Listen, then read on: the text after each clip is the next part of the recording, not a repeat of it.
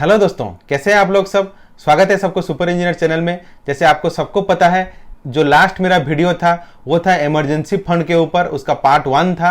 वो वीडियो में मैं बताया था कि इमरजेंसी फंड कैसे कैलकुलेट करते हैं और इमरजेंसी फंड बनाने के लिए कितना टाइम हमको लगेगा। अभी ये जो वीडियो है उसका पार्ट 2 है। इस वीडियो में हम लोग देखेंगे इमरजेंसी फंड का जो सम है उसको हम लोग कहाँ रखेंगे। ओके, तो बिल्कुल टाइम वेस्ट ना करते हुए हम लोग चालू करते हैं उसी पॉइंट से जहां से हम लोग पार्ट 1 में छोड़े थे। तो मैं आपको ले चलता हूं मेरा कंप्यूटर स्क्रीन पे, ठीक है, वहीं पे हम लोग डिस्कस करेंगे। ये इमरजेंसी फंड बनाने का तो हम मन बना लिया, लेकिन इसको रखेंगे कहां पे।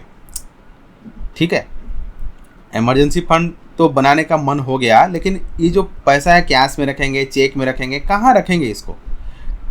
उसमें कैश, बैंक अकाउंट, और एक चीज आपको बताता हूं मैं, लिक्विड म्यूचुअल फंड।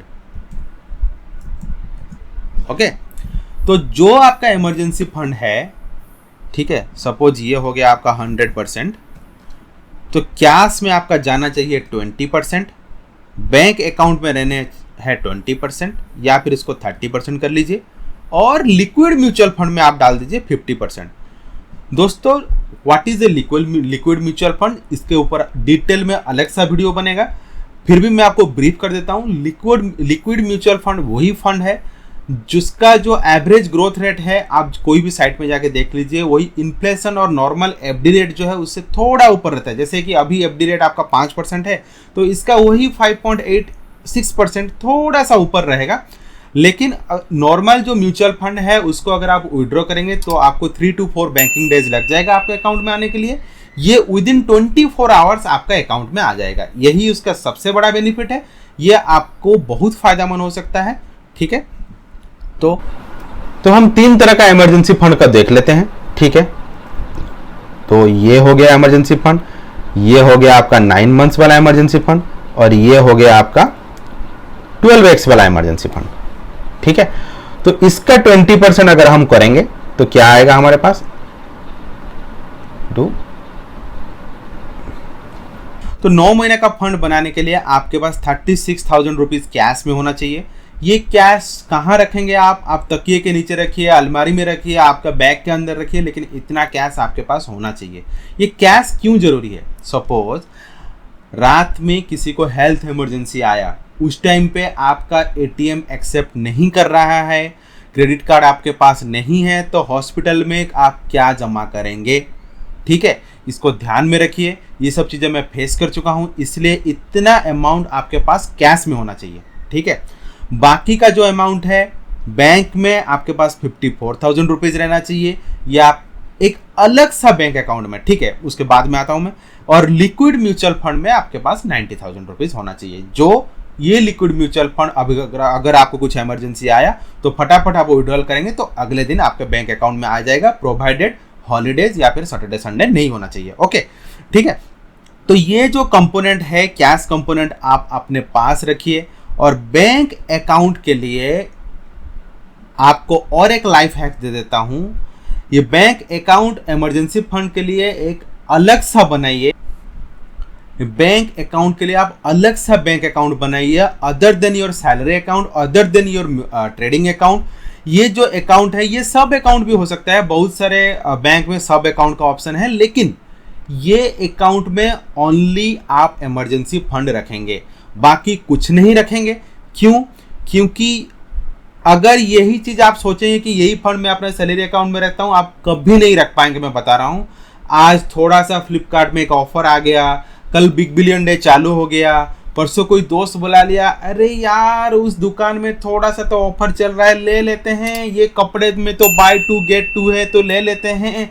ये लिपस्टिक में तो मैं गर्लफ्रेंड के लिए खरीद लेता हूँ, 100 रुपया है, और थोड़ा सा भाई चल भाई घूम आते हैं, 10,000 रुपया तो लगेंगे, अगले महीने में टॉपअप कर दूंगा।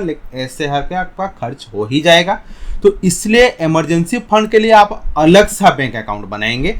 ठीक है, वो 0 बैलेंस अकाउंट हो सकता है या फिर मिनिमम बैलेंस अकाउंट हो सकता है, आप उसको देख लीजिए अपने हिसाब से। नियरेस्ट ब्रांच में अलग से एक अकाउंट बनाएंगे। ठीक है, तो और जो 90,000 रुपीज है ये आप क्या करेंगे, इसको लिक्विड म्यूचुअल फंड में डालेंगे। बहुत सारे लिक्विड म्यूचुअल फंड अवेलेबल है मार्केट में, उसके लिए मैं अलग से वीडियो बनाऊंगा। कभी इसी बीच में एक वीडियो बनाऊंगा जो अलग अलग टाइप का what are the different types of mutual funds, उसके ऊपर एक अलग सा वीडियो बनाऊंगा जिसमें आपको सारी चीज़ के क्लियर हो जाएगा। इक्विटी, डेप्ट और फॉरेन म्यूचुअल फंड्स या फिर ये लिक्विड म्यूचुअल फंड्स सबके मैं कवर करूंगा। ओके, तो दोस्तों और एक चीज़ पे डिस्कस कर लेते हैं। ये जो है आप तो बोलेंगे तो भाई ये तो बता दिया आप कि ये 2 साल में जमा करना है, तो क्या सबसे पहले मैं कैश जमा करूं या सबसे पहले बैंक अकाउंट में जमा करूं या सबसे पहले लिक्विड म्यूचुअल फंड में डालूं?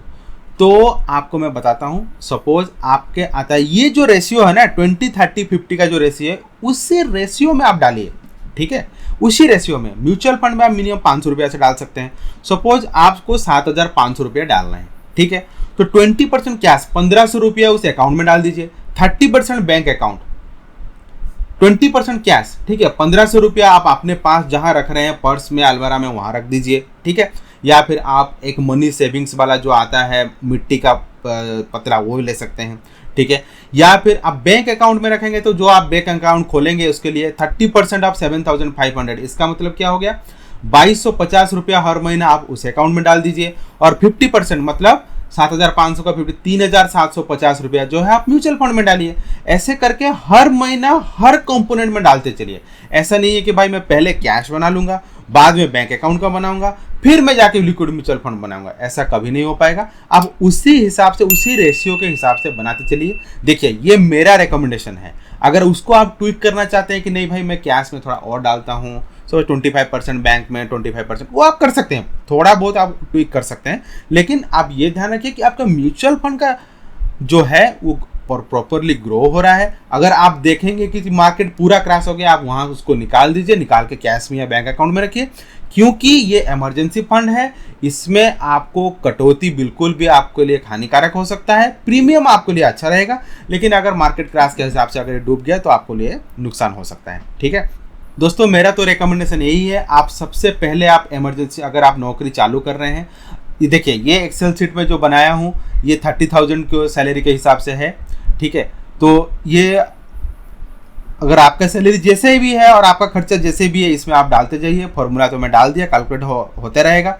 अगर आपको ये एक्सेल शीट चाहिए तो कमेंट सेक्शन में बताइए। ये एक्सेल शीट आप खुद भी बना सकते हैं, ठीक है, कोई बड़ी बात नहीं है। तो मैं इसका डाउनलोड लिंक भी डिस्क्रिप्शन में दे दूंगा, कोई इश्यू नहीं है।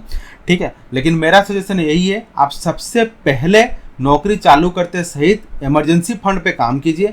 इमरजेंसी फंड आपका बन गया, 1-1.5 साल 2 साल जो भी लगा, उसके बाद आप मन बनाइए कि ठीक है मैं स्टॉक्स खरीदूंगा, मैं शेयर्स खरीदूंगा, मैं म्यूचुअल फंड खरीदूंगा, मेरा और कुछ इन्वेस्टमेंट रहेगा, मैं एनपीएस में जाऊंगा। लेकिन सबसे पहले मेरे भाई, सबसे पहले इमरजेंसी फंड। ओके, तो दोस्तों कैसा लगा आपको आज का वीडियो? मुझे ये उम्मीद है इससे आपको जरूर कुछ ना कुछ सीखने को मिला होगा, आपके लाइफ में कुछ ना कुछ ये वैल्यू ऐड किया होगा ये वीडियो। क्योंकि इमरजेंसी फंड सबको ज़रूरत है, गरीब को भी ज़रूरत है, मिडिल क्लास को भी ज़रूरत है, इवन एक हाई क्लास फैमिली लोगों की भी ज़रूरत है। ठीक है, तो मेरा रिकमेंडेशन यही है, आप सबसे पहले इमरजेंसी फंड बनाएं। अगर ये वीडियो आपको अच्छा लगा तो वीडियो को ज़रूर लाइक कीजिए, दोस्तों में शेयर कीजिए। अगर अब तक ये वीडियो आप देख लिए हैं तो बहुत बड़ी बात है, सबको थैंक यू। अपने दोस्तों में जितना हो सके सर्कुलेट कीजिए, सब्सक्राइब कीजिए और वो बेल बटन को दबाने बिल्कुल मत भूलिए। मैं आपको मिलता हूँ मेरा अगले वीडियो में, तब तक के लिए गुड बाय।